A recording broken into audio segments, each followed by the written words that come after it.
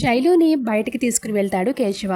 నువ్వంటే నాకు చాలా ఇష్టమని, నేను చాలా ప్రేమిస్తున్నాను, ఐ లవ్ యూ అని నా మనసు చెప్తుంది అని ఐ లవ్ యూ చెప్తాడు కేశవ.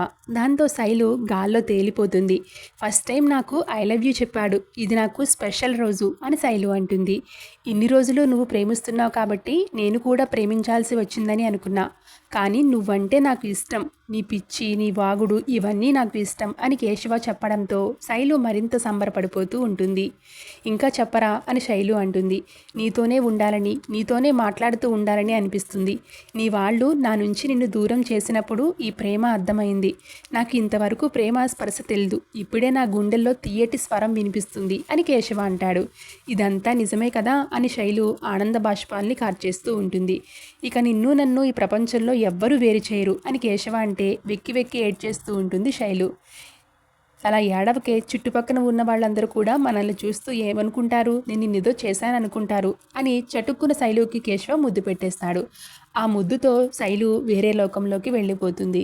నువ్వు ఇంటికి వచ్చిన వెంటనే పెళ్లి చేసుకోవాలని అనిపించింది, కానీ మా అన్నయ్య గురించి ఆలోచించాను.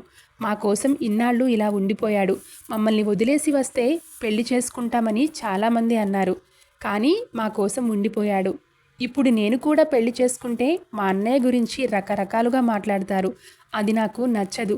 ఇప్పుడేం చేయమంటావో చెప్పు అని శైలుని కేశవ అడుగుతాడు. ఇంటికి మాత్రం వెళ్ళమని అంటే నేను వెళ్ళలేనురా, నన్ను ఇంట్లో కొడతారు అని శైలు అంటూ ఉంటుంది. నాకు ఉన్నాడు ఒక అన్నయ్య, నా దగ్గర 100 రూపాయలు తీసుకుంటే 100 సార్లు అడుగుతాడు, మీ అన్నయ్య చాలా గ్రేట్ రా అని పెద్దిని శైలు పొగుడుతూ ఉంటుంది.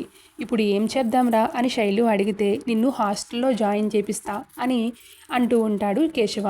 నేను ఇంటి దగ్గర నుంచి 1 రూపాయి కూడా తేలేదురా అని శైలు అనేసరికి, ఏం పర్లేదు, నీ ఖర్చంతా నేనే భరిస్తా, నిన్ను హాస్టల్లో పెడతా, నీ బాధ్యత అంతా నేనే చూసుకుంటా, నేను బాగా చదివిపిస్తా అని కేశవ అంటూ ఉంటే ఇక శైలు సంబరపడిపోతూ ఉంటుంది. Thanks for watching.